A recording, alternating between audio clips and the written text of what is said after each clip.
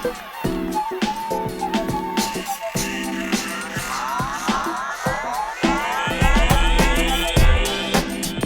like to start our program. At this time, I'm going to ask Treasurer of the Independent Club of Colonia to come up. Let's give a hand to Rhonda Nicholson.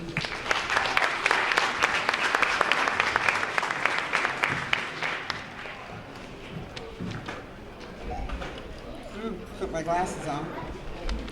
Good afternoon and welcome to the Independent Club of Colonia's 10th Annual Black History Program. My name is Rhonda Nicholson. If you would be kind enough to please place your cell phones on off or vibrate. If you see or hear something and you agree with you'd like to feel, clap and applaud, especially for our youth. Show them some love. It's not as easy as it looks. They deserve your appreciation.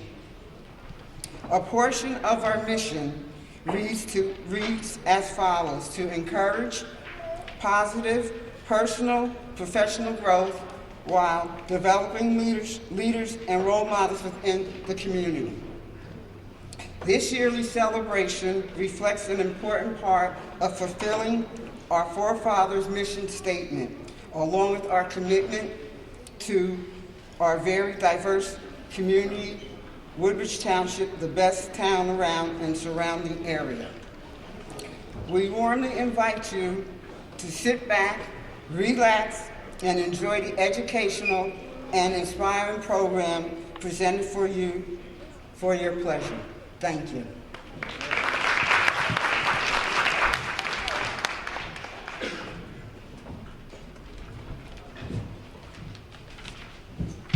I'd like to take this opportunity to bring forth our mistress of ceremony this afternoon.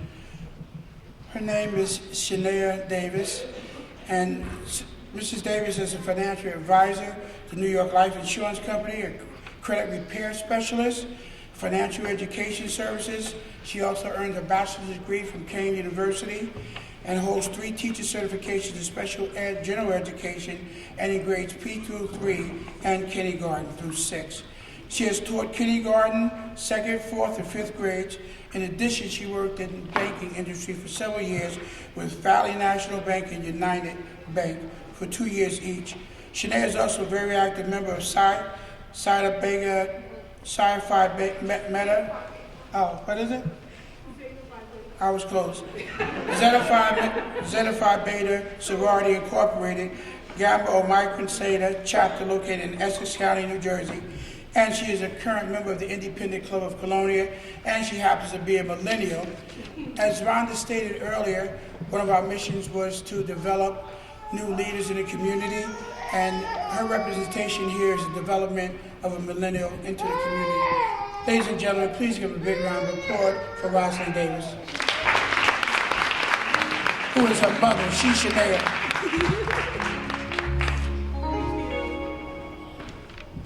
Good afternoon, everyone. As Mr. Hall stated, my name is Shania Davis, and I will be your mistress of ceremony.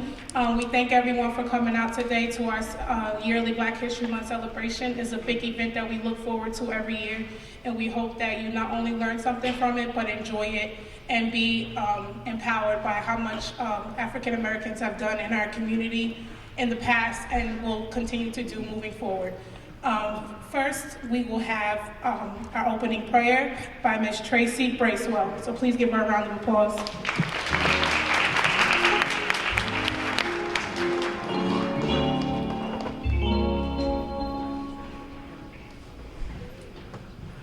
Giving honor to God, who is the head of my life, to Brother Hall, Brother Riley, and all those we are duly honored to give honor to. I'm going to ask everybody to pray with me. Father God, we come to you. We ask you, Father God, to join us in this tabernacle, Father God. Allow this program to be what you would have it to be. We thank you, Father God, every year that the members of the Colonial Clubhouse put this program on to empower the youth, to empower us all. We thank you, Father God, for those who came before us, the trailblazers who have shown us the way, Father God. We thank you for the youth that's going to come forth tonight. Father God, and demonstrate their talent, letting us all know what God has blessed them with, that they will continue to grow and be empowered and go forth as God has ordained them to be. So we thank you, Father God, on this program tonight. We thank you, God, for this service, and we just ask you to all to bless this. Let this program be what you would have it to be. This prayer we ask in your name, Jesus Christ. Amen. Amen.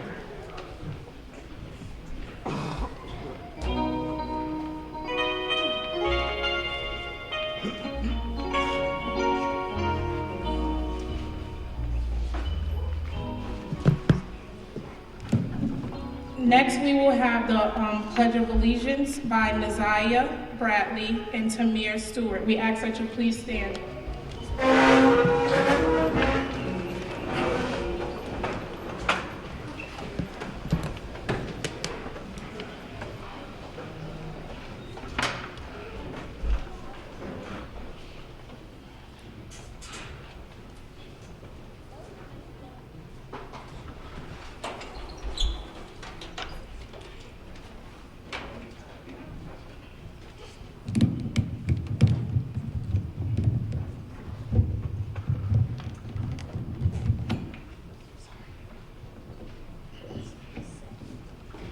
Everyone please stand.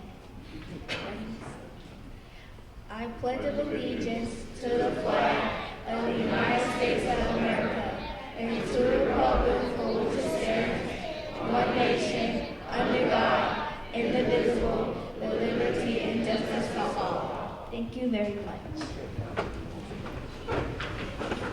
Let's give a round of applause for our youth. Thank you so much. Next, we will have the National Anthem by Xavier Cruz, who is a Perth Amboy fireman.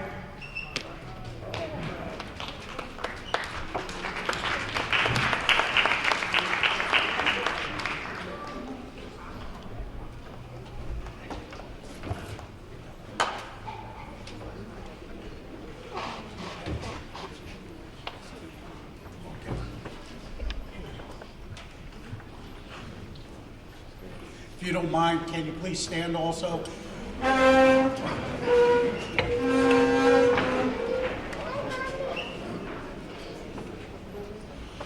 Oh, say, can you see by the dawn's early light what so proudly we hailed at the twilight's last gleaming, whose broad stripes and bright stars through the perilous fight, o'er the ramparts we watched were so gallantly streaming, and the rockets' red glare, the bombs bursting in air, gave proof through the night that our flag was still there. Oh, say does that star-spangled banner yet wave o'er the land of the free and the home of the brave.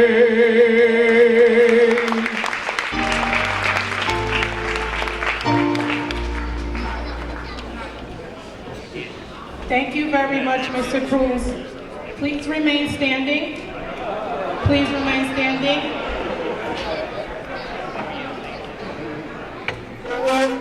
Thank you. Let's give another round of applause for Mr. Cruz.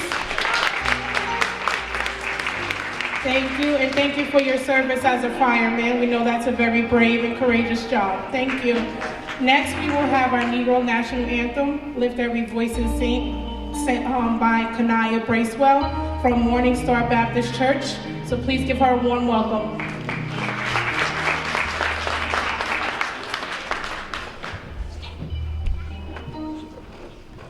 Lift every voice and sing till earth and heaven ring with the harmonies of liberty. Let our rejoicing rise high as the listening skies. Let it resound loud as the rolling sea. A song full of the faith that the darkness has taught us. Sing a song full of the hope that the present has taught us. Sing the rising sound of our new day. Let us march on till victory is won.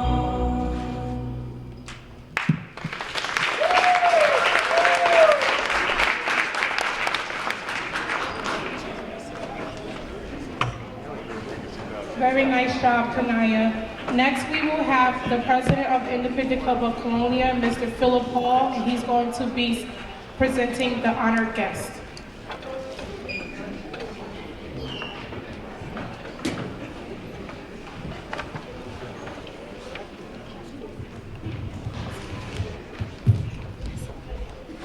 Good afternoon again. As we go forward, what I'd like to do is recognize some people in the house. I saw Debbie Meehan here. Debbie, are you here still? There she is. Wave your hand. Stand up. Debbie Meehan is the councilwoman for 5th Ward, which is this area. And I can't tell you, you can't have a better councilwoman.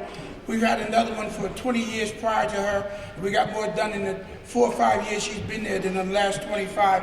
So Debbie, thank you so very, very much.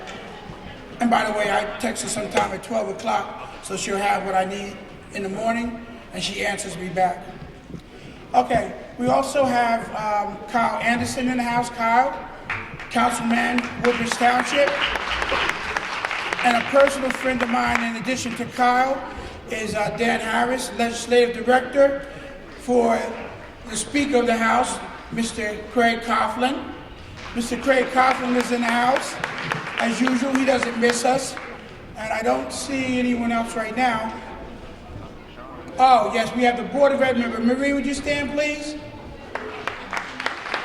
It's Marie Anderson, thank you. And I don't see anybody right now, but what I'd like to do before we do a presentation is I'd like to ask the Honorable Craig Coughlin, Speaker of the House, to come up and say a few words.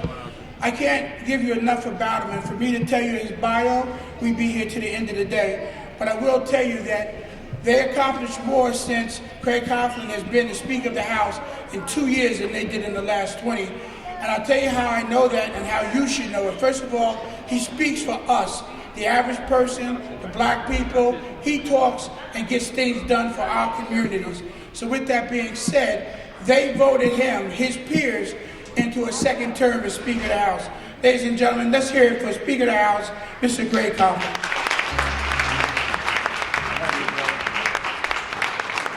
Good afternoon, everyone. Thank you very much, Phil, for that awfully kind introduction, and thank you all for letting me come by to say hello and to say a few words and to celebrate Black History Month with each of you today, as we do each year.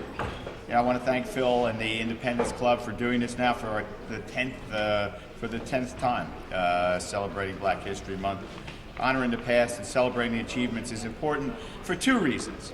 It reminds us as people about the progress made during their lifetimes, but also educates our young people of the progress still left to be achieved.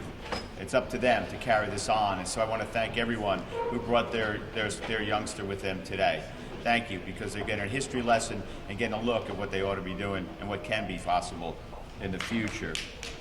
Yeah, give that a round of applause for the kids.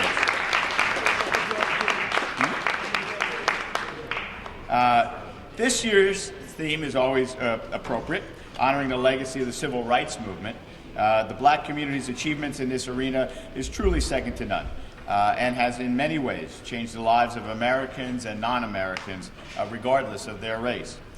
I'm proud of the work that we have done in the General Assembly, working with the members of my Black Caucus. We have done things that I think which for decades were unable to get done.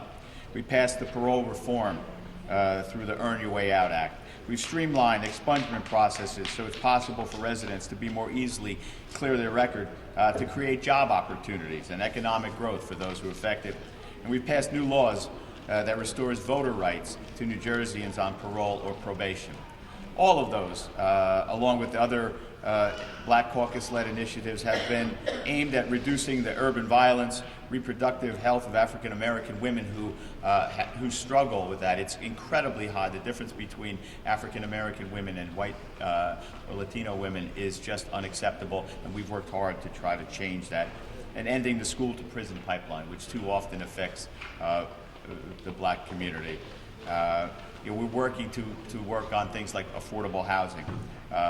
We protected the trust fund during the course of these next couple of years. And of course, I think perhaps maybe the greatest accomplishment of the Black Caucus has been my dear friend and now our Lieutenant Governor, first Speaker of the House when I got to be there, the great Sheila Oliver.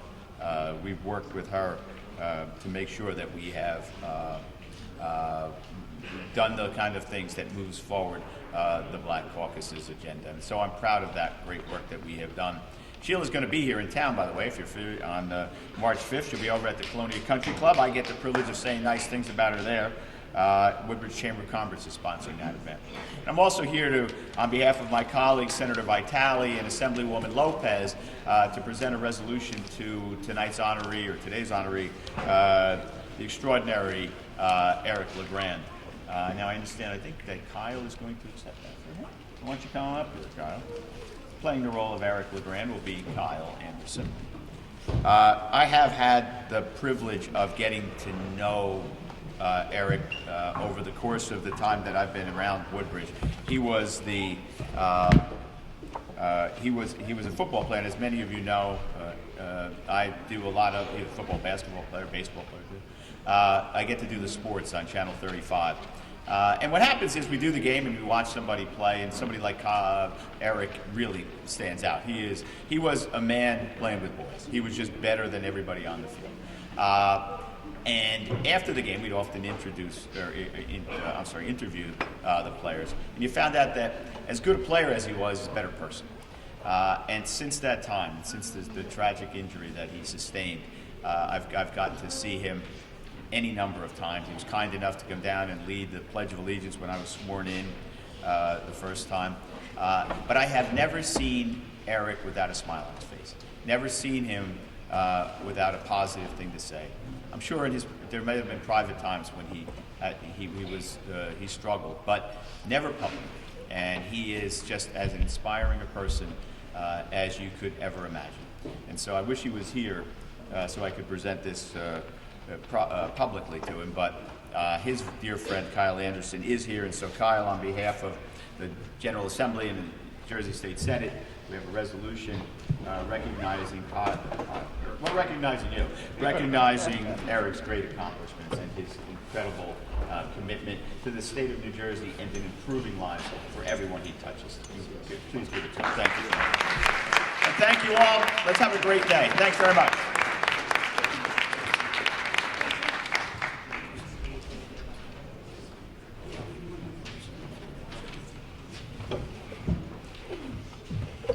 I just see Lizbeth walk in. Lizbeth, step forward and show your face. Lizbeth is the president of Woodbridge Council. So let's hear it for her, okay? And she's another great supporter of the Independent Club and always has been. At this time, I'd like to take the opportunity to ask our Congressman, Frank Malone, to come to the stage. Come on, y'all, let's hear it. Another one that works hard for us. Thanks so much. Thank you so much. And I was listening to Speaker Coughlin, who is also obviously your assembly person, and as he rattled off all the things that the state assembly and the legislature were doing under his auspices that are relevant to civil rights and the ability of people to vote, and things that we would all agree with. And then I kept thinking to myself, gee, in Washington is the opposite, right? We have to, every effort that, everything that he mentioned moves in the opposite direction in Washington, but not because of the Democrats. Thanks to many of you, most of you, I'm sure, we're in the majority in the House of Representatives, and so we in the House try to pass similar legislation. And I know the theme today is the history of voting rights, and if I could just talk about that, we have, Thomas Mundy Peterson up here mentioned as well from a historical perspective, that we know that the issue of African Americans being able to vote historically in this country has gone back and forth, right? There were periods even prior to the Civil War when certain states like our own allowed certain African Americans to vote, not all. And then, after the Civil War with the 15th Amendment, and that's when Thomas Mundy Peterson was the first African American to vote under the authority of the 15th Amendment. But even then, we quickly kicked into Jim Crow with all kinds of restrictions based on literacy and where you lived and the color of your skin and the whole thing, so that by the end of the 19th century, there were very few African Americans, particularly in the South, that had the right to vote. And then, we come back to the era in the 60s of Dr. Martin Luther King with the Voting Rights Act, which moved everything back towards voting rights. But now we're in a period where we see state legislators, not ours obviously, you listen to Craig, and who's our speaker here, but in many states, we have more and more restrictions now that make it more difficult for people to vote. So even though we're looking forward to this election in November, I'm very worried that in many states, and it's all based on the Electoral College, right? That we're going to have restrictions that make it more difficult for people to vote. And the biggest thing that the state is doing, and that we'd like to see nationally, is to make it easier, not in terms of actually restricting people's rights, but make it easier to actually go there. Because the idea that you can only vote on Tuesday, you can only vote certain hours, you have to show up at the polls, all these things are restrictive in themselves, that people should be able to have a period of time prior to election day when they can vote, either by mail or by showing up at the polling booth the weekend before or on a weekend, on a Sunday. Most democratic countries vote on Sunday, not on Tuesday on a work day. They vote on a Sunday so people can actually, don't have to worry about whether they have to go to work that day. So I only mention it because I think we have to be very proud of Black history and celebrate Black History Month and remember people like Thomas Mundy Peterson, who was from Perth Amboy and from this area, so we're particularly proud of him. But we also have to be reminded that this is a constant effort, that we have to be vigilant. There are always those that are going to try to make it more difficult for people to vote. And it's true for so many other things as well that Dr. King talked about, whether it's health care or it's education or just equal opportunity in general, which I think we all believe in. So I think it's really important to keep in mind these historical figures within the African American community that work so hard to get us to the point where there is more equal opportunity and it is easier to vote and so many of the other things that we care about. The one other thing I did want to mention though is that in the next few weeks you're going to be getting in the mail your forms about the census. And we have a group of African American congressmen in the House of Representatives called the Congressional Black Caucus. They had their annual conference just a few weeks ago. And they pointed out some incredible facts about voting and about the census. It's really important for people to sign up and to get their friends to sign up for the census because, again, we are worried that this administration, that the Trump administration, is making it more difficult for people to sign up and be counted.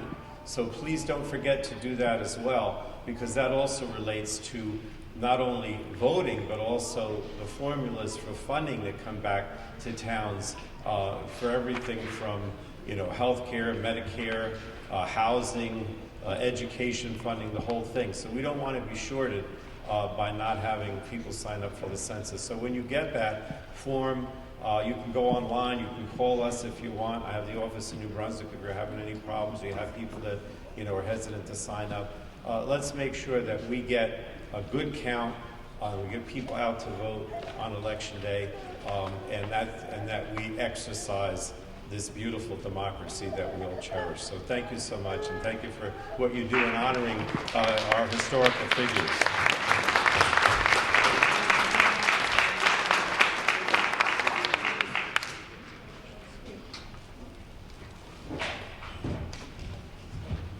Thank you, Congressman Pallone.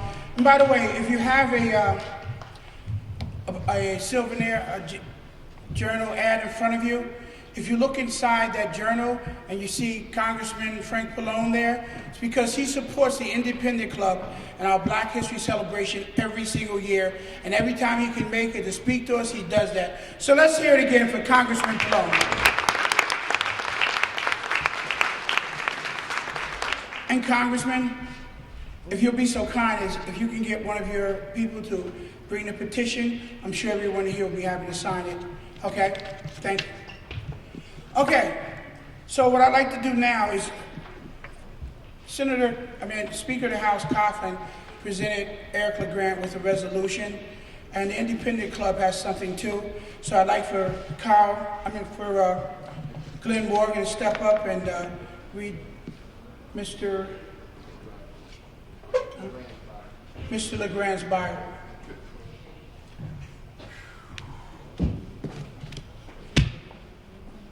Good afternoon, everybody. How you doing here? Everybody good? All right. Give you a little story here about Mr. LeGrand. Okay, this one? Close? Okay. Okay, Mr. Eric LeGrand, founder, Team LeGrand. That's what he was the founder of. In October of 2010, Rutgers University football star Eric LeGrand sustained a spinal cord injury at his C3 and C4 vertebrae during a fourth quarter play at MetLife Stadium. While the initial prognosis was grim, Eric demonstrated his titan strength by shattering all expectations for his recovery and his rehabilitation. However, recovery was not enough. With close to 6 million Americans living with some form of paralysis, including 1.3 million spinal cord injuries, Eric harnessed the national spotlight he attracted from his injury to give back to the community and inspire those living with and impacted by paralysis to believe. Team LeGrand was launched in September 2013 as a fundraising arm for the Christopher and Dana Reeve Foundation to carry forward the legacy of the late Christopher Reeve. Since its inception in 2013, Team LeGrand has raised over $1 million for the Christopher Reeve Foundation.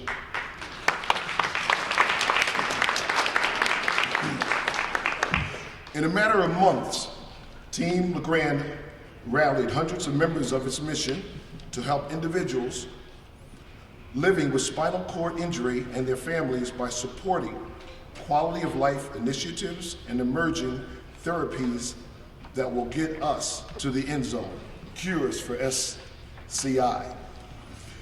From the beginning, an author, sports analyst for ESPN, Sirius, the Big Ten Network, and Rutgers Radio, to a much sought after motivational speaker that he is, to launching a clothing line in August of 2019, Eric has given a voice to the paralysis community to mobilize support for critical initiatives, policies, and cutting-edge research.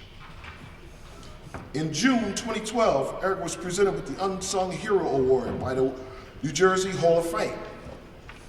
He was presented the Jimmy V. Award for perseverance at the 20th Annual ESPY Awards in 2012.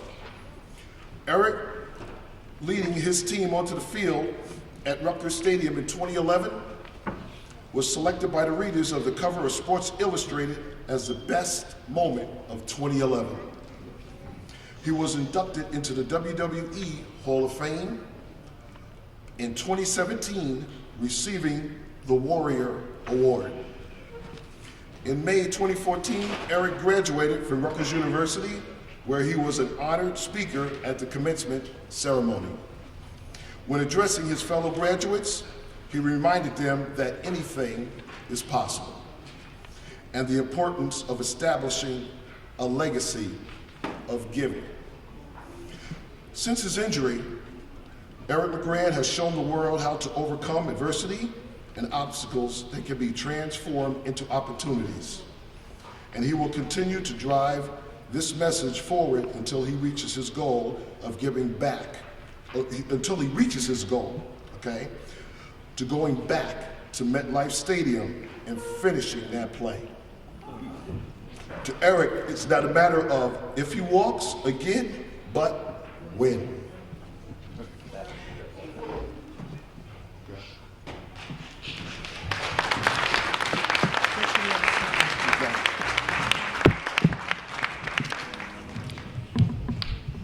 Believe. Ladies and gentlemen, what we like to do is present Eric LeGrand, the Independent Club Man of the Year Award. In his absence, Eric had looked forward to coming, and he took ill at the beginning of the week.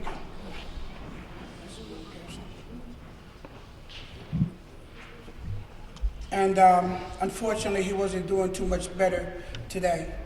So, in his absence, we're going to present the Independent Club of Colonia Man of the Year Award, which reads as follows.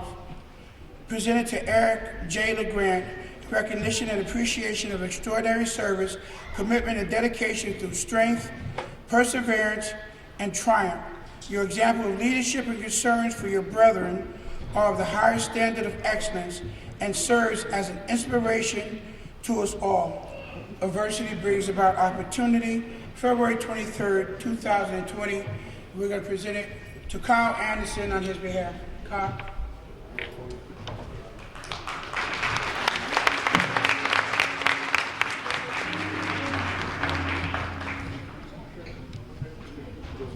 While the children put together their they're honoring Eric LeGrand with his believe, and as you see, the E and the L are always highlighted in the word believe for Eric LeGrand. I came to know Eric when he was a young boy. A lot of people didn't realize that he was a fantastic baseball player first. Eric was playing baseball over here at the Colonia Little Fellows, and if you know how their bleachers are set up for the fans, they're set up in the outfield to keep them away from the kids in the dugout. So my son, who was about 3 or 4 years younger than Eric, was playing on the opposite field. And then I saw a ball land on the pitcher's mound of our field. And I turned around and I looked and I saw a young African-American boy running around the bases. And I said, who the heck hit that ball? And everybody said, that's Eric LeGrand. Now his name came back to me because I grew up with his auntie. She was in Colonia, I lived in Island, but back then, we sought each other out. Our communities would look for one another, and I used to come to parties here with his auntie Cheryl. So I told my son to watch him play when he played baseball. There weren't a lot of African-American boys playing baseball. And I said, watch how this young man plays baseball. He plays with a lot of enthusiasm, and he was bigger than all the other kids. And as Assembly Speaker Craig Coughlin said, he was like a man amongst boys.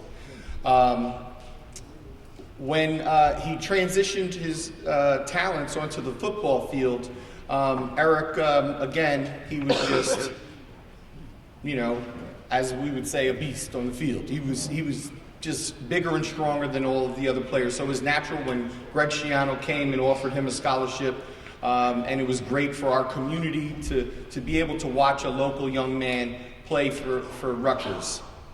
When he had his tragedy and his accident, you know, initially we could only imagine what thoughts went through his mind. In the beginning, it was about his survival and getting past this. But he still, to this day, says he is going to walk one day, and I believe that in Eric, that he will walk one day.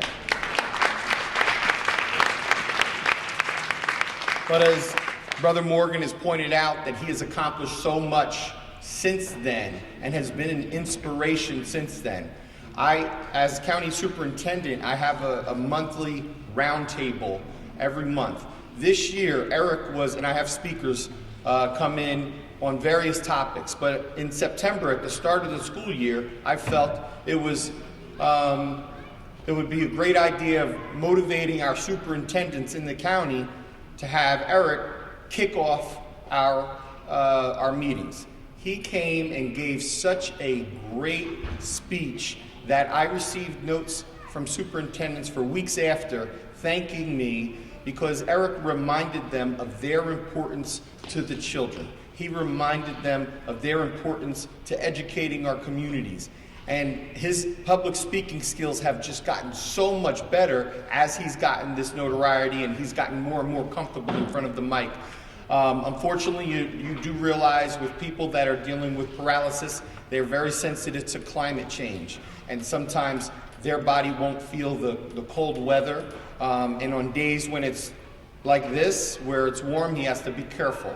All right, so I know he would be here. I know he would be honored. His mother and his auntie, they're all from this community.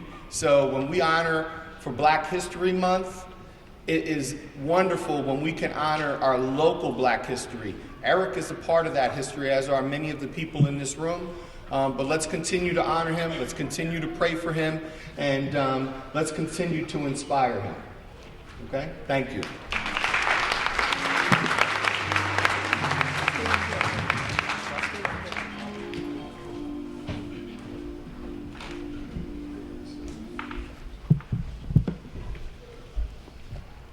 Black minds, Black lives matter. B. Believe that man will not only endure but prevail.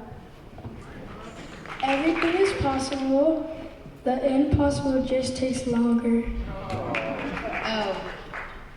Limitations live only in our mind. If we can conceive and believe it, we can achieve it. I. Impossible is for the unwilling. I can and I will. E. Every attitude of positive expectation is the mark of the superior personality. B. Victories from life's challenges create opportunities. E. Everything you ever wanted is on the other side of fear. All lives matter.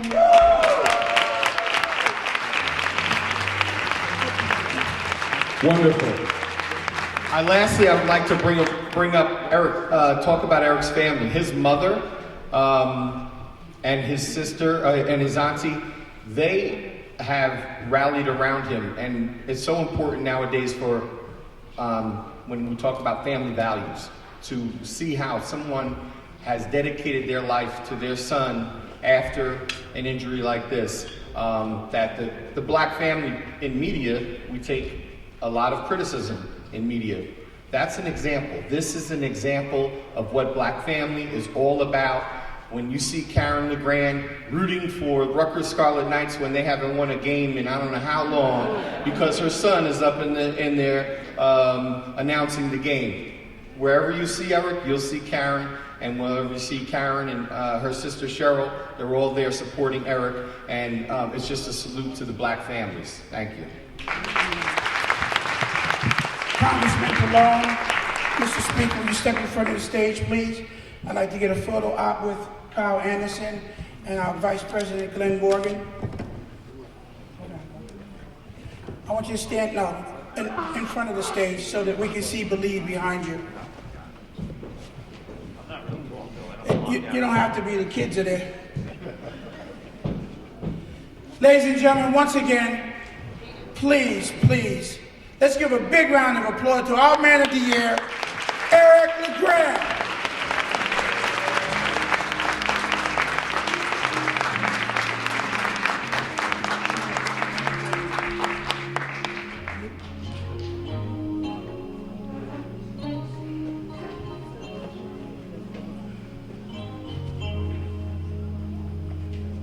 And ladies and gentlemen, again, I thank you on behalf of Eric. He appreciates it, and I'm sure he'd rather be here than sick in bed. So we're going to ask our Mistress of Ceremony to come back to the stage. Thank you, Congressman Pallone, Mr. Speaker Coughlin. We're going to ask our Mistress of Ceremony to come back on the stage.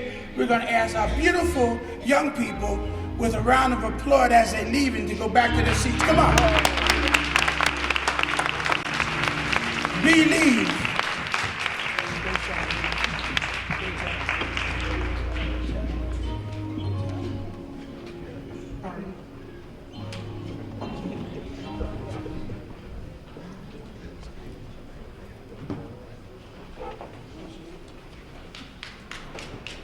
Come on, y'all, let's hear it.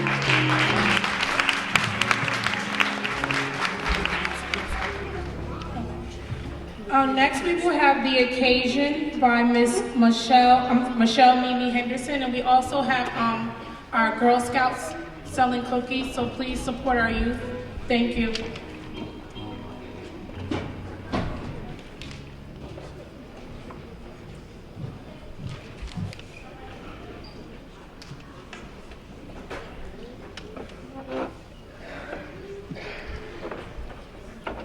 This year, 2020, is significant and historical time in the United States as we celebrate the 150th anniversary of the 15th Amendment of the United States Constitution, granting freed black men voting rights on March 30th, 1870.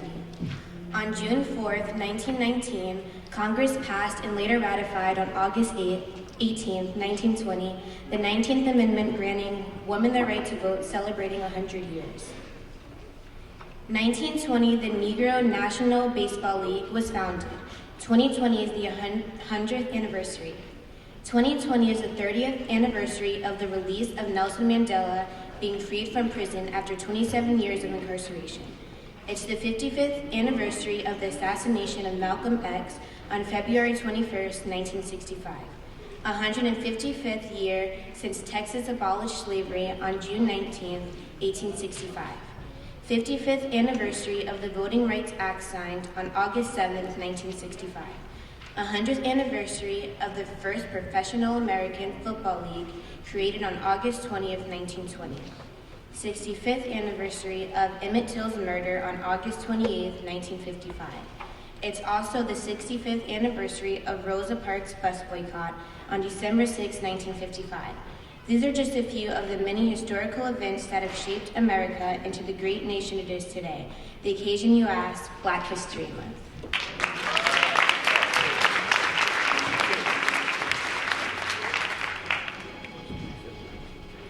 Let's give another round of applause for our youth. This is our future. Very nice job, Michelle.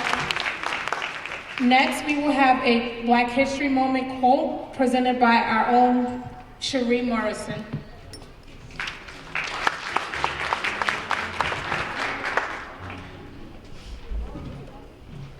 Good afternoon, everyone. This is a Black History Moment. Carter Goodwin Woodson, the man behind Black History Month, dedicated his life to educating African Americans about the achievements and contributions of their ancestors. Carter G. Woodson was an American historian, author, journalist, and the founder of the Association for the Study of African American Life and History. a founder of the Journal of the Negro History in 1916. Woodson has been called the father of Black history. In February 1926, Woodson sent out a press release announcing the first Negro History Week. He chose February because the month contained birthdays of both Abraham Lincoln and Frederick Douglass, two prominent men whose historic achievements African Americans already celebrated. Lincoln's birthday was February 12th. Douglass, a former slave, hadn't known his actual birthday. So he marked February 14th as the occasion. 10 years ago, our own Audrey Hall wrote and produced our first Black History celebration, educating and inspiring us to acknowledge and appreciate the achievements and contributions of African Americans. I say to you, we all say to you, Audrey, thank you. Thank you so very much.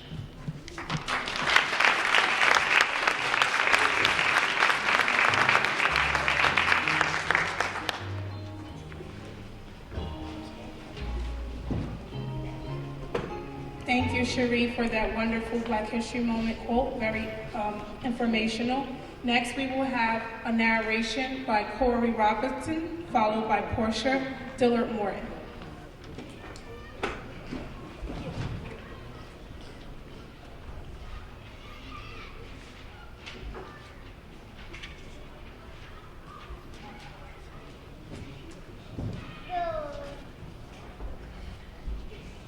Hi, how's everyone? What we need is not a history of selected races or nations, but the history of the world void of national bias, race hate, and religious prejudice. Carter G. Woodson.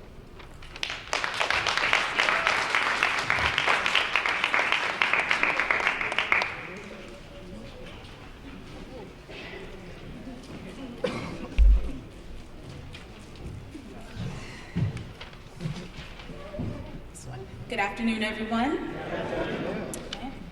I will be reading about the 15th Amendment to the U.S. Constitution. The 15th Amendment to the U.S. Constitution was ratified on February 3rd, 1870, and granted the right to vote to African American men. It was the third of 3 amendments adopted during Reconstruction that profoundly altered American society, government, and politics. The 13th Amendment, which abolished and prohibited slavery in the wake of the American Civil War from 1861 to 1865, was ratified in December 1865, and the 14th Amendment, which defined citizenship and guaranteed the rights of citizens, was ratified in July 1868. Specifically, the 15th Amendment prevented the federal and state governments from using race or former servitude as an excuse not to allow its citizens to vote.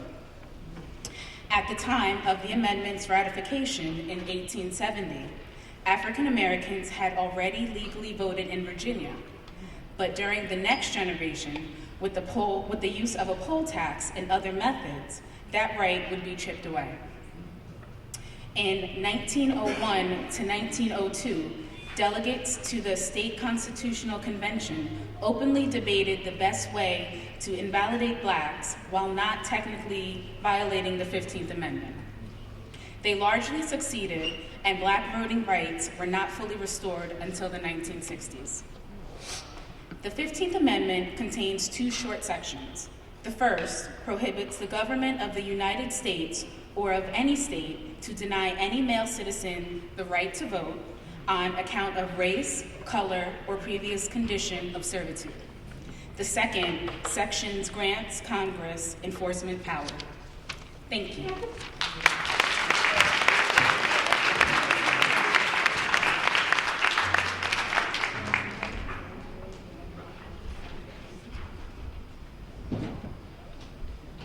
Next, we are in for a treat. We have a very, very great presentation presented by Gordon Bond.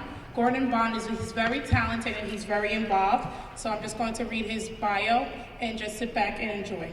Gordon Bond is an independent historian, author, and lecturer. He is the founder and e-publisher of www.gardenstatelegacy.com, a free online quarterly magazine dedicated to New Jersey history. He is the author of 5 books, and he's coming out with another book in March, so please support. His books focus on aspects of New Jersey history, and he has written a large number of articles and reviews for Garden State Legacy. Gordon has designed exhibits for the Middlesex County Office of Arts and History, including Mid-Century New Jersey, the Garden State in the 1950s. Currently on display at the Cornelius Low-House Museum in Piscataway, New Jersey, through July 2020. He is also working on exhibits for the Abraham Stats House in South Bound Brook, New Jersey, and the Historical Association of Woodbridge Township. Bond is a native of New Jersey, living with his wife and cats in Newark's historic Forest Hill neighborhood. When he's not researching and writing, he runs in his own freelance graphic design business, Gordon Bond's Designs. So please give a warm welcome to Mr. Gordon Bond.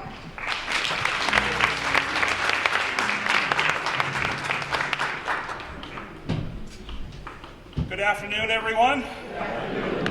All right, so title of my talk, as you can see, is Who is Thomas Mundy Peterson, and more importantly, why should I care? If you have heard of Thomas Mundy Peterson before, chances are it was because of the vote that he cast in Perth Amboy, New Jersey on March the 31st, 1870. There he is, casting his vote. Now, you might have heard that that act made him the first African-American vote in the United States, period. However, that isn't quite right, and this was also alluded to with some of the previous speakers. Many of the early state constitutions did not have any limits of suffrage based on either race or sex, for that matter. In New Jersey, for instance, I found evidence of a black woman voting in Hutchinson County in 1802. But this, of course, was less about an egalitarian approach to government than it was the fact the British Army was breathing down their necks and they just needed to cobble together something to get some form of government in place. Over time, these state constitutions would be amended to disenfranchise blacks, women, as well as many poor people. What made Thomas Mundy Peterson's vote so important is that he was the first black man to vote. I'm getting the signal that you can't hear me. I'm not loud enough, surprisingly. Is that good? Yes. Raise it up. Raise it up.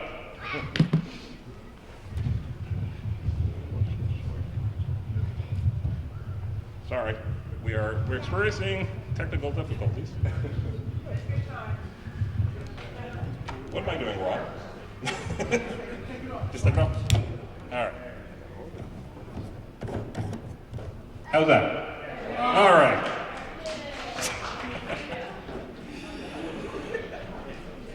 So, what made Thomas Mundy Peterson's vote unique was how it was the first to be cast by a black man with the guarantee and protection of the United States federal Constitution, thanks to the 15th Amendment. The 15th Amendment, of course, was the last of the 3 so-called Reconstruction Amendments that were the result of the bloody Civil War. The 13th had at last abolished slavery. The 14th made those former slave citizens and legally defined what that word even meant. And the 15th, of course, outlawed restricting the right of suffrage on the grounds of race. So what had to happen on the national scale in order to create this moment for Thomas Peterson? Locally, Perth Amboy just happened to be holding a city charter referendum election the day after the 15th Amendment had been ratified or had been certified by the Secretary of State and made officially the law of the land. So, in a way, he was in the right place at the right time. Now, he was also actually encouraged to vote by a remarkably progressive white community for the time. that had been influenced by something called the Raritan Bay Union and later the Eagleswood Academy that was started there in Perth Amboy by Marcus and Rebecca Spring. You can see them up there. This was sort of a cross between a boarding school, an artist colony. This was this bastion of sort of a liberal progressive mindset right here, or right in Perth Amboy. And among the people that these schools and this community influenced, among the main movers and shakers, was J.L. Carney, gentleman in the hat there. J.L. Carney, you may have heard of Commodore Carney. This was his son. You may be familiar with the Carney Cottage over in Perth Amboy.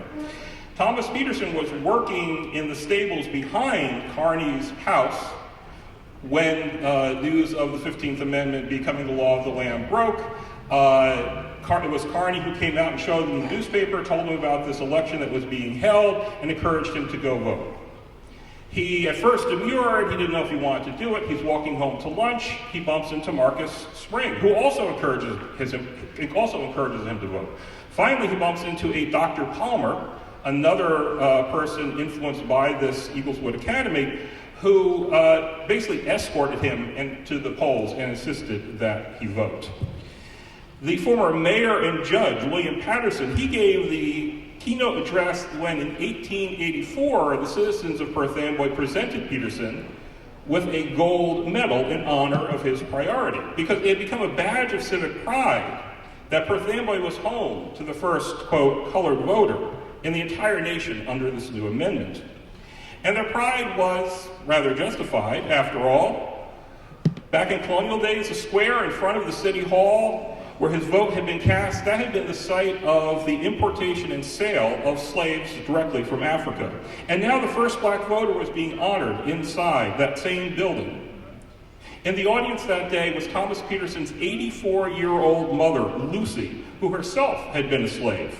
And there she was, witnessing white men pinning a medal to her son's coat for having done something that, in another part of the country, at the same time, a noose might be being put around his neck for having dared.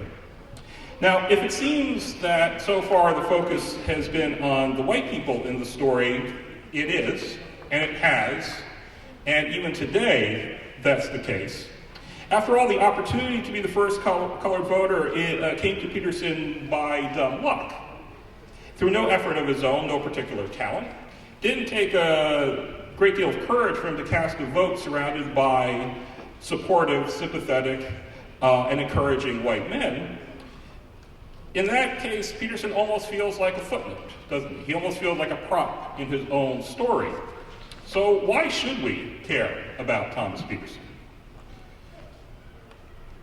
Where Thomas Peterson emerges in his own right is in all the lesser-known things that happened afterwards. He didn't just vote at the behest of some white men and go back to work and disappear as a footnote into obscurity. He embraced the new civic life that opportunity had given to him. It was said that he voted in every election that he was able to for the rest of his days. And true, like many black men, Peterson was a strong supporter of the party of Lincoln. He was even a prized delegate at Middlesex County Republican conventions. But he also knew his own mind. When the GOP disappointed him when it came to what he called the rum question, he joined the Prohibition Party, speaking at their convention in Newark in favor of their candidate for governor, Union Army veteran and staunch abolitionist Clinton B. Fisk. In 1900, he created quite a stir when he backed William Jennings Bryan as president, a Democrat. He explained that he didn't trust the influences of an Ohio senator named Mark Hanna on the Republican, William McKinley. So all this goes to show that there was a definite sophistication to his political awareness. But perhaps the most significant example of Peterson's asserting his political independence is also the least known today. In 1879, he actually ran for elected office as a councilman in Perth Amboy. And it bears noting that he ran under the name of Thomas Mundy. I need to take a moment to explain that because that confuses people. His actual name, his real name was Thomas Henry Peterson. His father, also Thomas, had adopted the Mundy name after the white man whose farm he lived and worked on, Ezra Mundy. This is where Thomas Jr. was born in 1824. The farm is in what was then Woodbridge. It's now part of Metuchen. Now, Thomas Jr. was also sent back to serve an apprenticeship with Ezra Mundy, so it seems like there was at least a positive relationship between the two families. As far as I can tell, there was no evidence that Thomas Sr. was ever a slave of Ezra Mundy. Ezra Mundy did not own any. But you also notice that he got 2 votes. One presumably is his own, so obviously he did not win. But I found a rather interesting story behind who that second voter was. You see, back in 1870, when he cast that first vote, there was a white man who was watching him, and he was so disgusted by the idea that a black man was voting, he tore up his own ballot and said, "I'm not going to vote again." Evidently, he had a change of heart, and Pearson won him over. That second vote, that same man. Now, when one looks beyond his vote alone and puts Peterson back in the center of his narrative, his experiences become reflective of what I think most black men and women must have felt during the period of Reconstruction. After all, not only were black men voting on a regular basis, but they were running for and winning elected office, including in the U.S. Congress. These are the first African-American congressmen. And scholars have identified more than 1,500 African-American office holders at various levels of government during the Reconstruction era, between 1863 and 1877. Now, of course, it is true that there was virulent and often violent resistance to these changes, from Jim Crow laws to the KKK. But for a moment, it must have seemed as if black men and women might at last get their fair shot at a seat at the table of American democracy. Then came the presidential election of 1876. Now, to date, this election has the distinction of having had the largest voter turnout in American history. 81.8% of eligible voters participated. Let's see if we can break that in 2020. The winner of the popular vote was the Democrat, Samuel J. Tilden. However, it was the Republican Rutherford B. Hayes who won in the Electoral College by the narrowest margin in Electoral College history, 185 to 184. When it came time for the Congress to certify the results of this election and name Hayes as the president, there was a concern that the Democrats might filibuster this, they might contest it. But they didn't.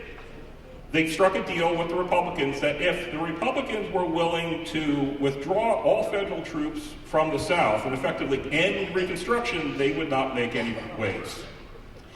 Fatal to the cause of Negro suffrage, however, was the unwritten understanding that the South would be left to deal with their Negroes without Northern interference. Losing the White House, it seems, was less important to them than maintaining white supremacy. This was known as the Compromise of 1877 by some, and the Corrupt Bargain by others.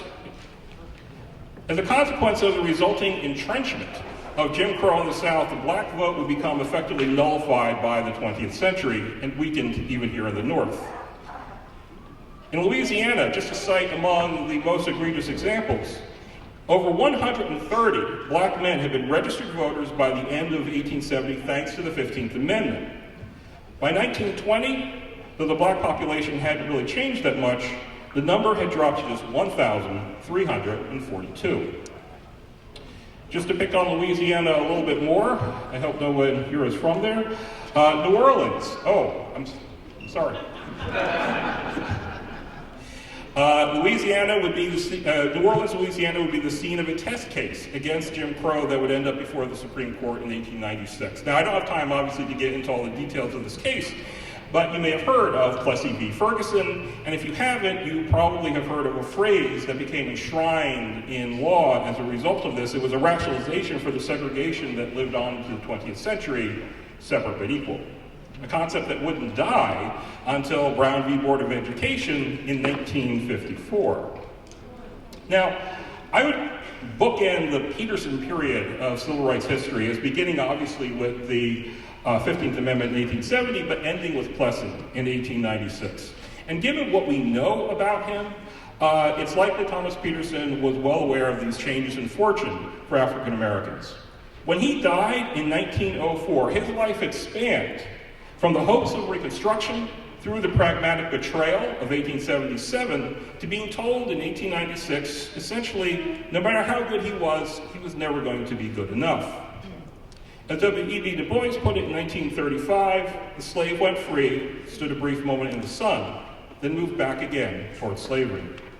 Now, Peterson's name does not come as readily to mind as Du Bois or Douglass or Tubman or Parks or X or King or any of the large number of other civil rights heroes.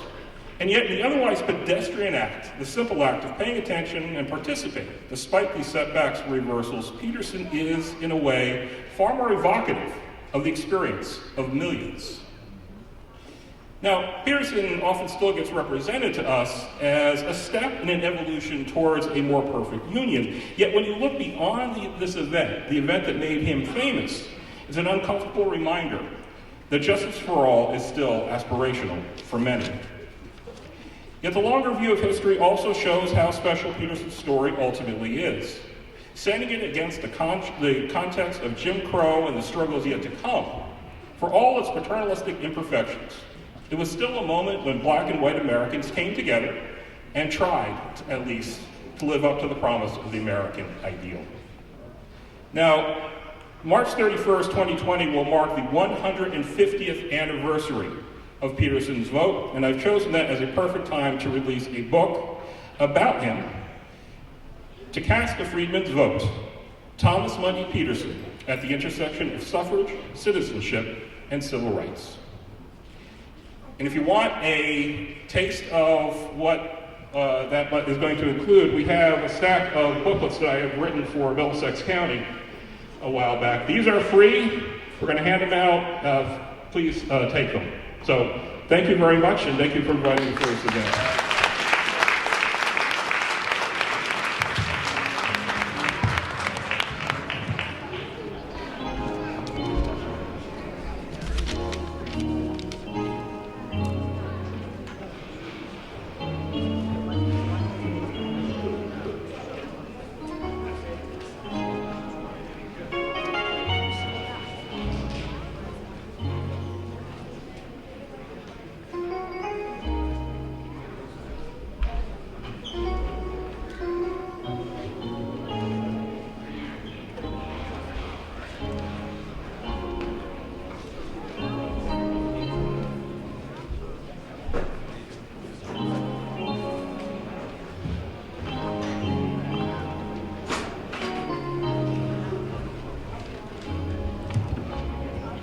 Thank you very much, Mr. Bond, for that historical lesson. We definitely appreciate it. Next, we will have a solo selection by Shonda Brewer, and she's from the New Bethel Missionary Baptist Church in Elizabeth, New Jersey.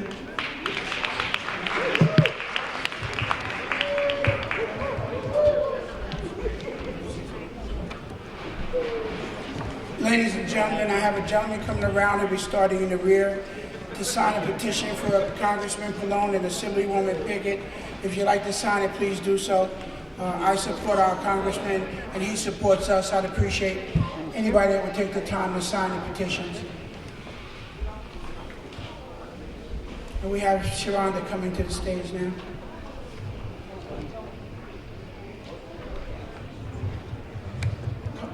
Come this way, Sharonda.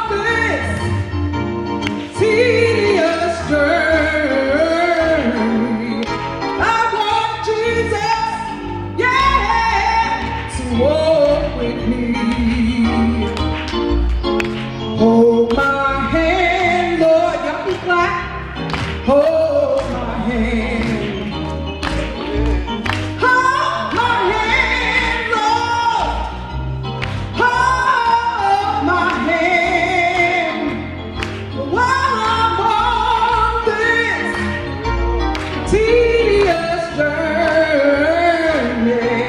I want Jesus, yeah, to walk with me. Be my friend, Lord, be my friend. Be my friend, Lord, be my friend. While I'm on this tedious journey, I want Jesus, I want Jesus, every little baby, I want Jesus to hold my hand, I want Jesus to walk with me, yeah, I want Jesus. He's the lily of the valley, the bright and morning star. I want Jesus. Do you want him? I want Jesus. The lily of the valley. I want Jesus. The bright and morning star. I want Jesus to hold my hand. I want Jesus to walk with me. Yeah, I want Jesus. Yeah, I want Jesus, oh, to walk with me.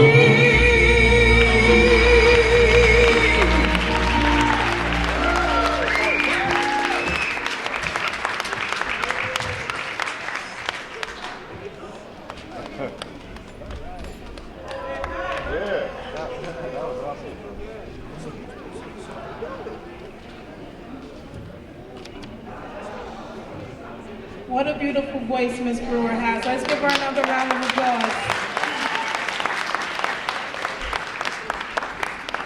Next, we will have a narration of a quote by Jordan LaRoche Lyons. Please give him a round of applause.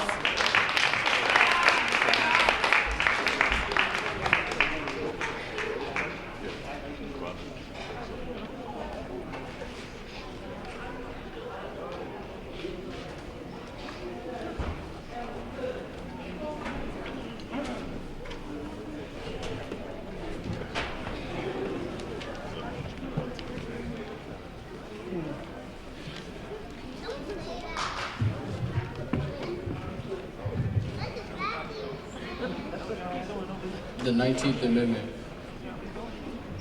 During America's early history, women were denied some of the basic rights enjoyed by male citizens. For example, married women couldn't own property and had no legal claim to any money they might earn, and no female had the right to vote. Women were expected to focus on housework and motherhood, not politics. The campaign for women's suffrage was a small but growing movement in the decades before the Civil War. Starting in the 1820s, various reform groups thrived across the U.S. Women played a prominent role in a number of them. In 1848, the movement for women's rights launched on a national level. The demand for the vote became a centerpiece of the women's rights movement. Activists raised public awareness and lobbied the government to grant voting rights to women. After a lengthy battle, these groups finally emerged victorious with the passage of the 19th Amendment. The 19th Amendment to the U.S. Constitution granted American women the right to vote, a right known as women's suffrage, and was ratified on August 18, 1920, in almost a century of protest. On November 2nd of the same year, more than 8 million women across the U.S. voted in elections for the first time. What is the 19th Amendment? I'm so glad you asked. The 19th Amendment granted women the right to vote and reads, "The right of citizens of the United States to vote shall not be denied or abridged by the United States or by any state on account of sex. Congress shall have power to enforce this article by appropriate legislation."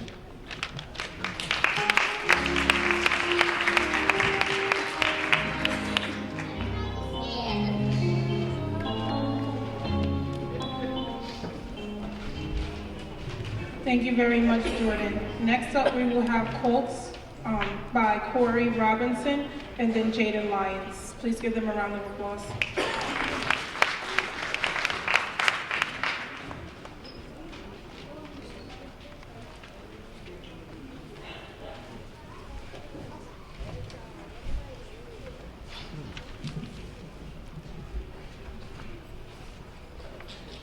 Won't it be wonderful?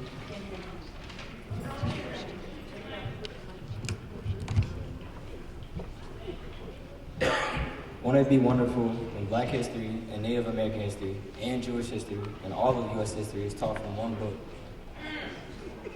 Not just United States history. Maya Angelou.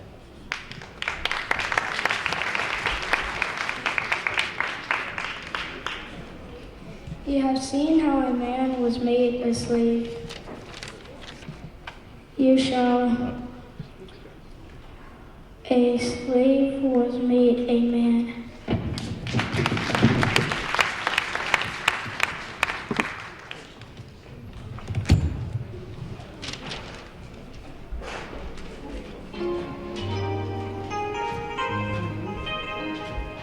Next, we will have a song of inspiration by Miss Ariana Reese. She is a lovely 4-year-old who we always try to get her to sing a certain song, but she has a mind of her own. So she will be singing her song that she selected for herself. Let's give her a round of applause as she makes her way to the stage.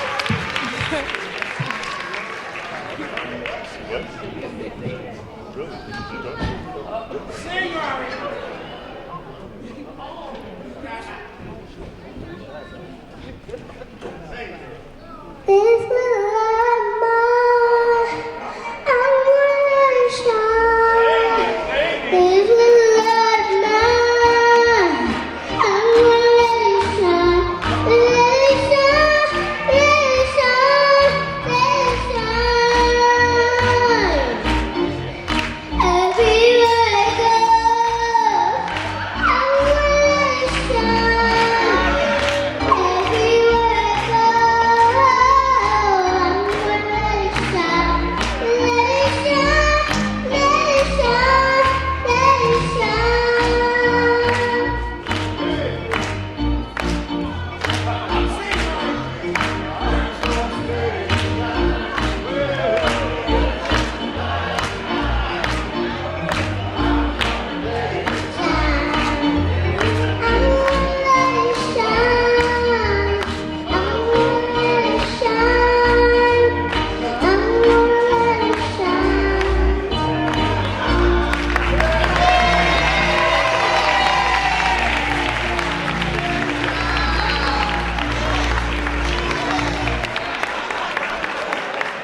Good job, Ari.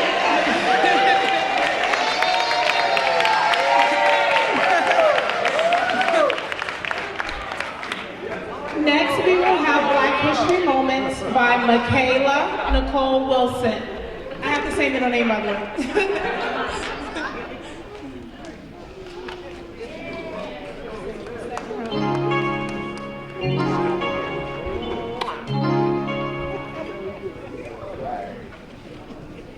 Frederick Douglass Patterson. Frederick Douglass Patterson, orphaned at the age of 2, when both his parents contracted tuberculosis, was voted least likely to succeed by his 8th grade class. Thank goodness Betsy Patterson, his sister, believed in him so much that she paid $8 a month from her $20 a month salary for him to attend what is now Prairie View A&M University. Frederick Douglass Patterson, at the age of 33 in 1935, Patterson became Tuskegee's 3rd president, hoping to transform the institution into a prestigious university with cutting-edge graduate programs, all of which are flourishing today. Patterson, a visionary in an effort to help private Black colleges become financially sound, conceived and founded the United Negro College Fund in 1944. Today, UNCF is the nation's largest and most effective minority education organization, awarding more than $100 million a year in scholarships to more than 10,000 students at more than 1,100 schools across the country.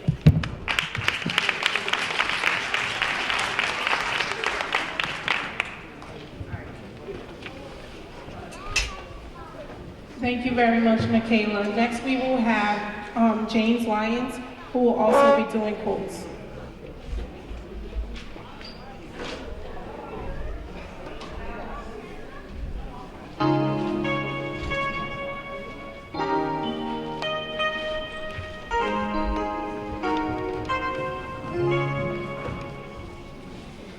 Those who have no record of what their forebears have accomplished lose the inspiration which comes from teaching of biography and history. Carter G. Woodson.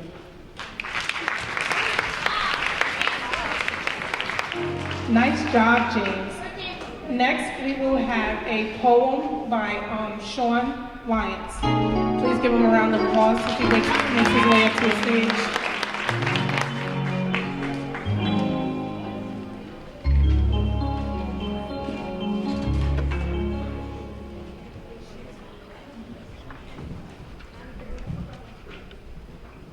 There's always something to do. There are hungry people to feed, naked people to clothe, sick people to comfort and make well. And while I don't expect you to save the world, I do think it's not asking too much for you to love those with whom you sleep, share the happiness of those whom you call friends, engage those among you who are visionary, and remove from your life those who offer you depression, despair, and disrespect. Nikki Giovanni.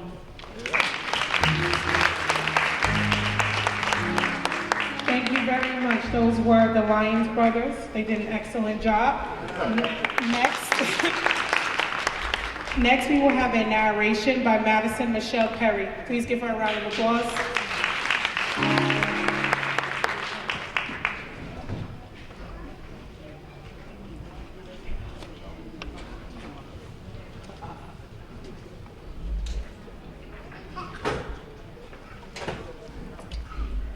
The voting rights, good morning. Good evening. The Voting Rights Act of 1965. The Voting Rights Act of 1965 is a landmark piece of federal legislation in the United States that prohibits racial discrimination in voting. It was signed into the law by United States President Lyndon B. Johnson during the height of the Civil Rights Movement on August 6, 1965, and Congress later amended the Act 5 times to expand its protection. Designed to enforce the voting rights guaranteed by the 14th and 15th Amendments to the United States Constitution. The Act secured the right to vote for racial minorities throughout the country, especially in the South. According to the U.S. Department of Justice, the Act is considered to be the most effective piece of federal civil rights legislation ever enacted in the country. The Act contains numerous provisions that regulate elections. The Act's general provisions provide nationwide protections for voting rights. A general provision that prohibits every state and local government from imposing any voting law that results in discrimination against racial or language minorities.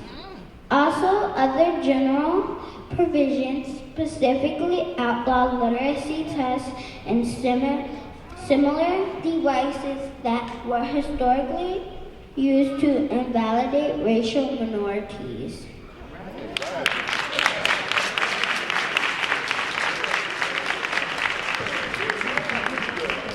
Let's give another round of applause for Miss Madison. Didn't she do a lovely job? She enunciated all her words. All our youth that came up here and they spoke very well and very intelligently, so that deserves a round of applause in my opinion. Thank you so much, Madison. Okay, next we will have James Lyons up again with another quote.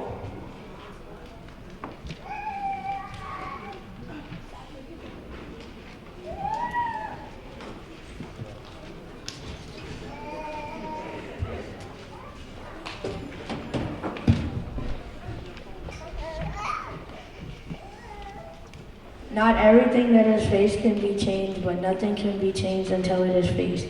James A. Baldwin. Thank you again, Mr. Lyons.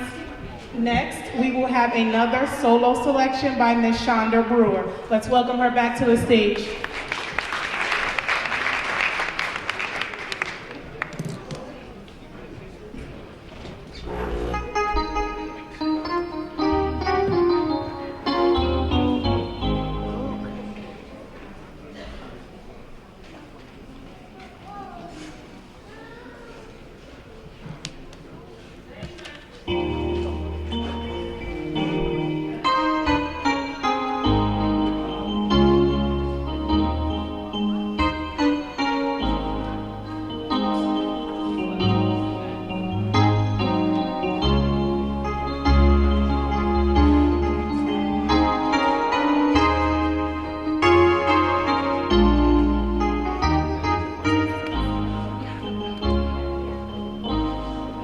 I'm only human. I'm just a woman. Lord, help me to be all I can be and all that I am. Lord, show me the stairway. You see that I have to climb. Lord, for my sake, help me to take one day at a time. Whoa, one day at a time. Sweet Jesus, that's all I'm asking of you. Just give us the strength to do everything that we have to do. Yesterday's gone, yesterday's gone, sweet Jesus, and tomorrow may never be ours. Oh Lord, for our sake, help us to take one day at a time. Do you remember how we had to walk amongst all kind of men? Well, Jesus, we know that you're looking below.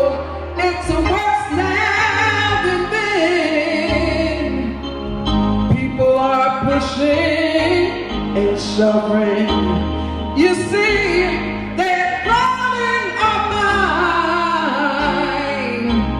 Well, Lord, for our sake, help us to take one day at a time. Whoa, one day at a time. Sweet Jesus, it's okay to clap. That's all we're asking of you.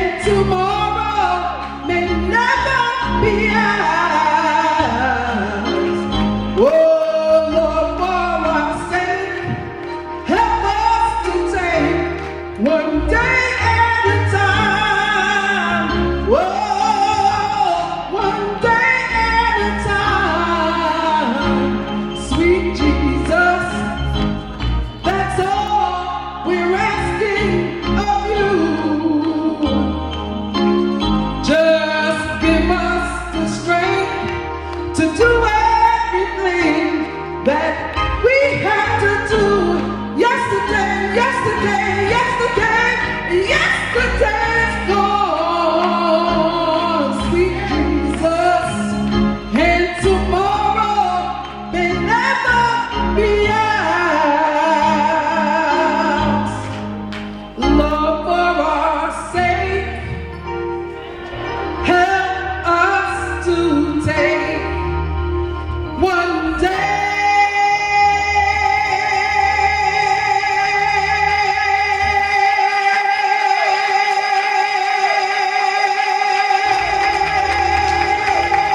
at a time.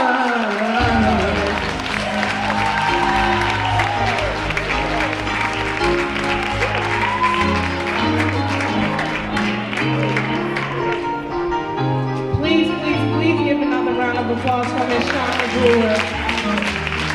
Second time up here. Second time, give us a beautiful song. She is once again from New Bethel Missionary Baptist Church in Elizabeth, New Jersey, where Pastor Orlando T. Riley is the pastor. He's also here. Give him a round of applause. His son is here, Orlando T. Riley Jr. He's on the piano. We want to say thank you so much for supporting us not only this year, but years prior. They always come out, they share their talents, they help in any way, shape, or form that they can, and they do it with humility. So we say from the bottom of our hearts, thank you, thank you, thank you, and God bless. Next, we will have a Black History Declaration by Lori Gums.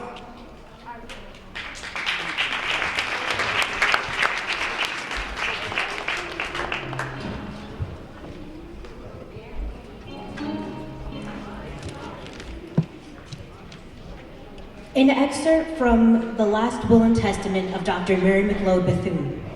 Sometimes I ask myself if I have any other legacy to leave. Truly, my worldly possessions are few, yet my experiences have been rich. From them, I have distilled principles and policies in which I believe firmly, for they represent the meaning of my life's work. They are the products of much sweat and sorrow. Perhaps in them there is something of value. So, as my life draws to a close, I will pass them on to Negroes everywhere, in the hope that an old woman's philosophy may give them inspiration. Here is my legacy. I leave you hope. The Negro's growth will be great in the years to come. I leave you the challenge of developing confidence in one another. I leave you a thirst for education. Knowledge is the prime need of the hour. I leave you respect for the uses of power. I leave you faith. I leave you racial dignity. I leave you a desire to live harmoniously with your fellow man. I leave you finally a responsibility to our young people. The world around us really belongs to the youth, for the youth will take over its future management.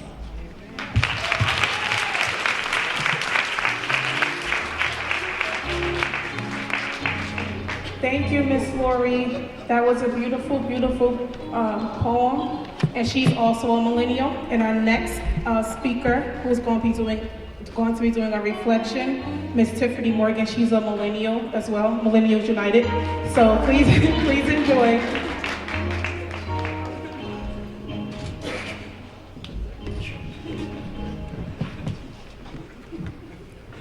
Each year, the Association for the Study of African American Life and History selects a theme for the upcoming year.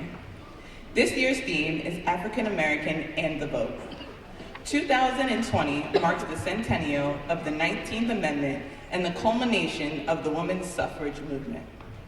The year 2020 also marks the sesquicentennial of the 15th Amendment and the right of Black men to the ballot after the Civil War. The theme therefore speaks to the ongoing struggle on the part of both Black men and Black women for the right to vote. This theme has a rich and long history, which begins at the turn of the 19th century in the post-Civil War era of the early Republic. Many states passed laws that democratized the vote for the white men while disfranchising free Black men. Thus, even before the Civil War, Black men petitioned their legislators and the U.S. Congress seeking to be recognized as voters. Tensions between abolitionists and women suffragists first surfaced in the aftermath of the Civil War.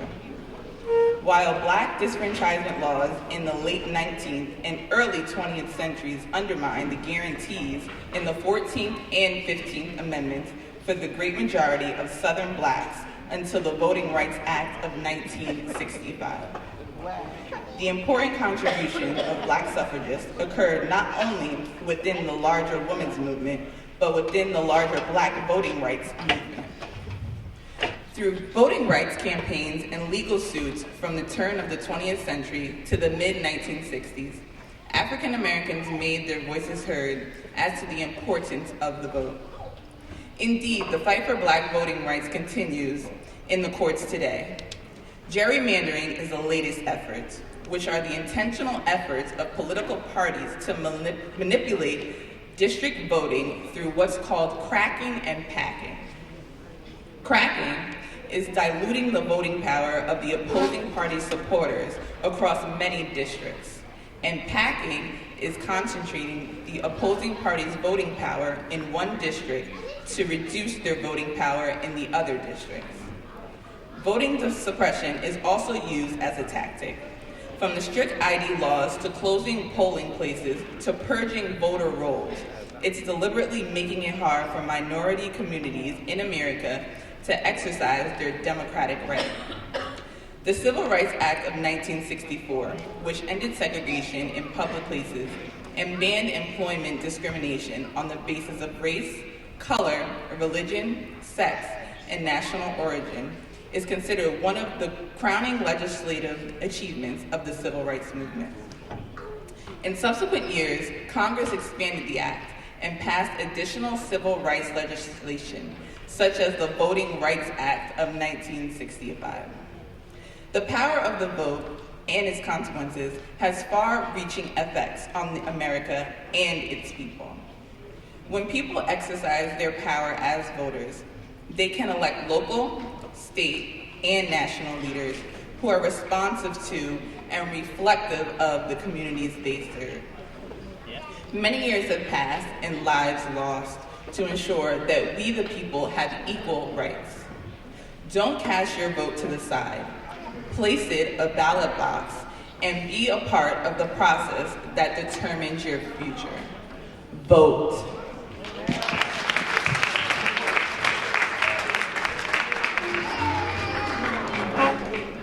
Thank you so much again, Tiffany. Next we will have Marie Anderson from Woodbridge Township Board of Education. She's going to share a few kind words with us. Give her a round of applause, please.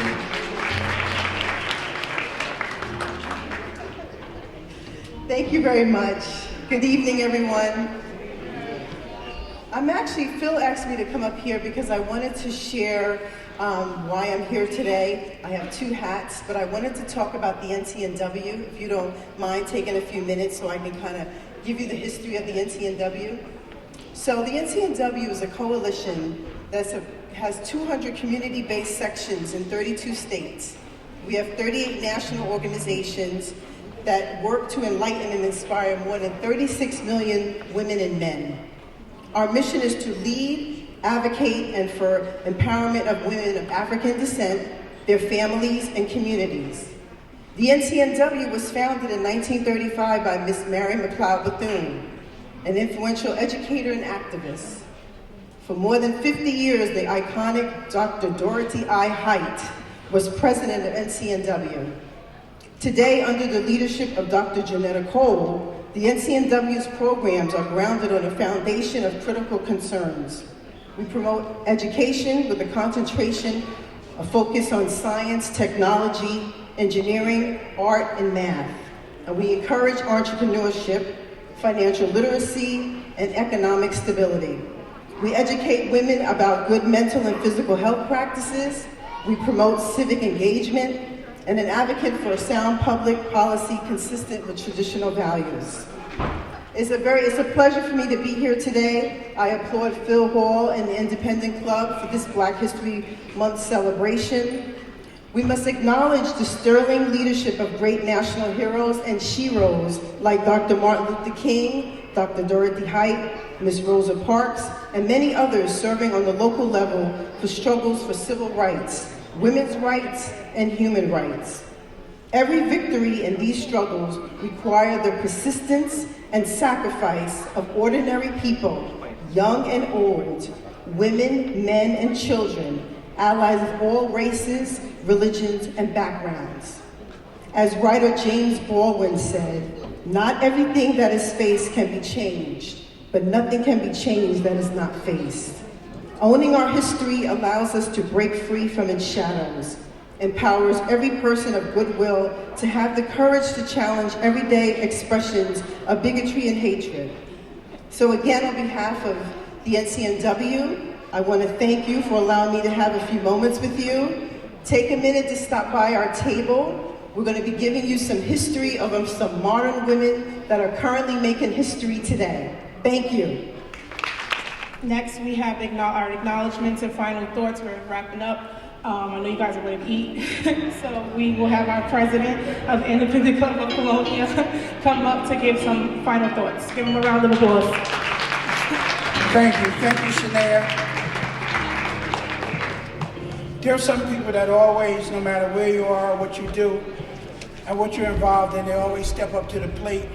Shania is one of those individuals. She never says no, thank God. Even if she doesn't want to, she still never says no. And she mentioned my pastor, Pastor Orlando T. Riley. Pastor, would you please stand? Come on, y'all, let's hear it. Pastor Riley asked me at the end of the year, what day is your Black History celebration? Because he constantly reminds us that it's important to continue the legacy of sharing with you Black accomplishments throughout the years. So thank you, Pastor, we appreciate that. I do need to just acknowledge some people. And the first one I want to acknowledge, if you look over towards the door, the exit door, Mr. Speaker, would you raise your hand? Mr. Speaker is still here, y'all. What does that tell you about his dedication and his loyalty and commitment to the African American culture? Because he wants to see what it is. He's involved. Audrey Hall said to me one time, and I thought it very interesting, she's a very discerning individual, and she said, you know, there's something about Craig. I said, what do you mean? She said, I would like him even if he wasn't a politician. Now that says a lot because of the humility that he has and the way he greets people, the way he talks to people, the way he listens to people. You think about him being in the assembly and getting more accomplished in 2 years to make his fellow assembly persons vote for him for another 2 years. I only know one other person that I really wanted to vote for a second term, and that was Obama. I'm being honest with you. Speaker, I congratulate you, I admire you, thank you for always supporting us, and we appreciate you. And what he doesn't tell people, there's a gentleman standing 2 people away from him, Mr. Dan Harris. That is his legislative director, and Dan gets it done.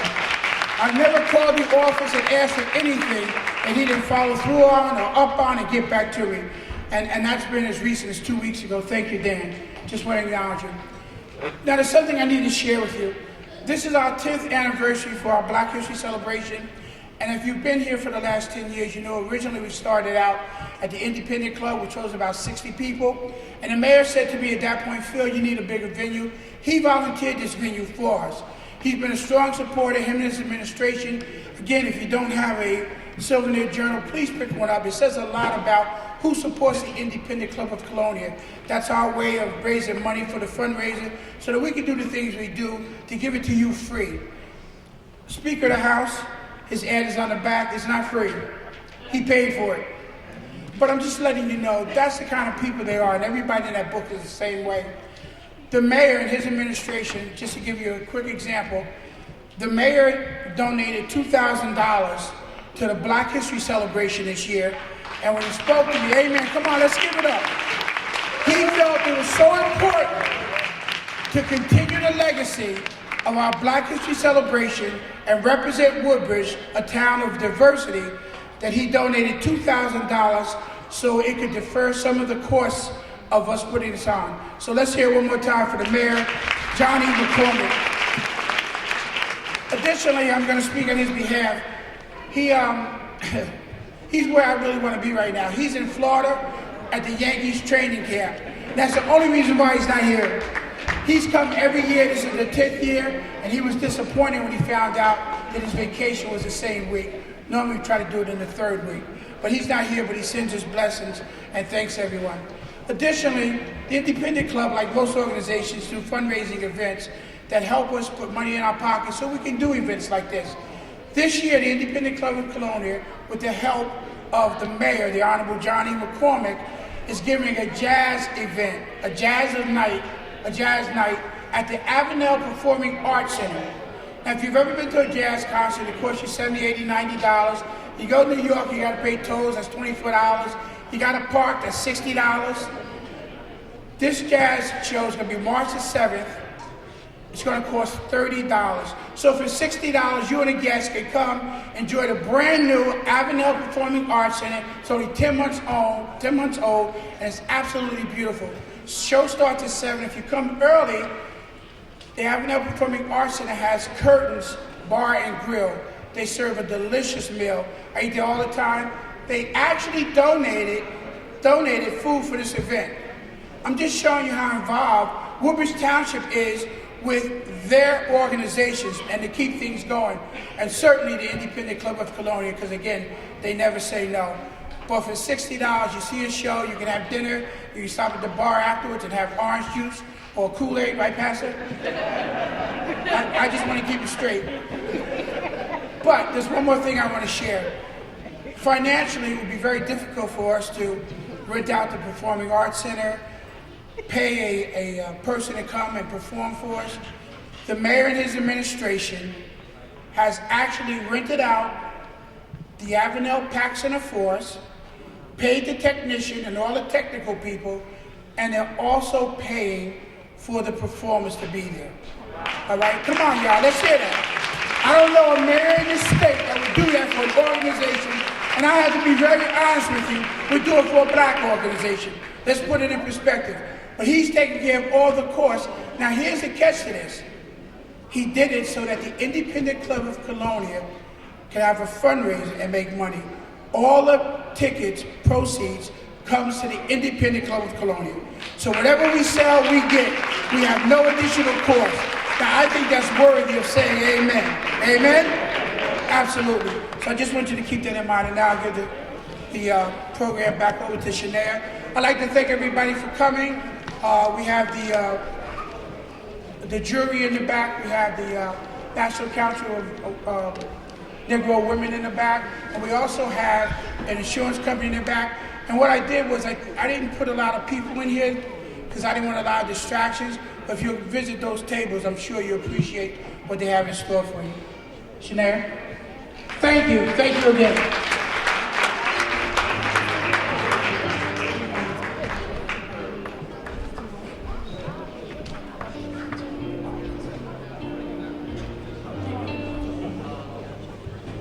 Okay, next we will have Evangelist Laura Wright, and she will be blessing the bounty. Please give her a round of applause as she makes her way up. Truly, we thank God for this day. We thank God for allowing us to be able to travel on the highways and the byways. But most of all, we thank Him for this Black History celebration. We ask you, dear Lord, to continue to bless the young people, bless the officials, and everyone that has come through these doors. Most of all, we ask you to bless the food that we are about to partake. We ask your blessing on the ones that prepare it. And we pray, dear Lord, that it will be nourishment for our bodies. We ask this in your Son, Jesus Christ's name. Amen, amen, and amen. Thank you so much for that beautiful blessing. As Mr. Hall stated, we have tables in the back, so I'm just going to give a brief synopsis of what all the tables are, and we do ask that you go back there and support them. So first, I'm going to start with Liberty Mutual. We have James E. Stratford back there. He's a Liberty Mutual insurance representative from Somerset, New Jersey. He specializes in auto, home, renters, life, annuities, and pet insurance. He earned his Bachelor of Arts degree in Communications from Montclair State University in 1995 and decided to go back to college in 2014 to earn his master's degree in special education from Grand Canyon University. He has been a dedicated member of Phi Beta Sigma Fraternity Incorporated since December 1991 and continues to serve his organization in communities selflessly in different capacities. Throughout his life, he has had a passion for helping others, and this passion drove him to help others and protecting what's important to them through insurance. So please go visit him.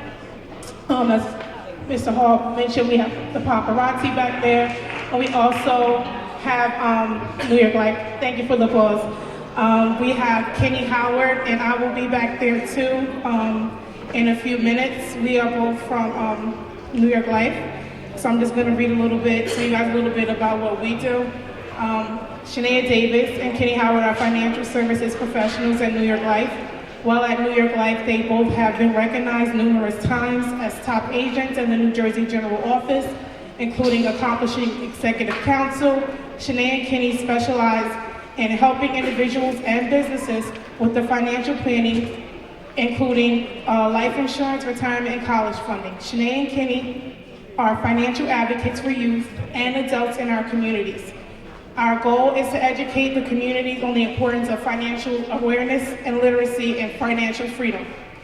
Shania graduated from King University with a bachelor's degree in early childhood education in 2014.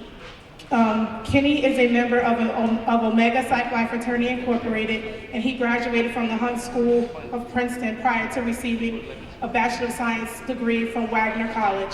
So please go support our tables, our young Black vendors in the back. Now I'm going to call up Pastor Riley to give the closing prayer and benediction. And once again, I want to thank everybody, and I do ask that we let the people who are on the program, our participants, like the youth and the singers, anybody who was a part of the program, allow them to eat first.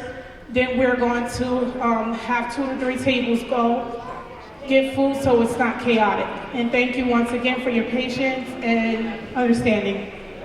See you later.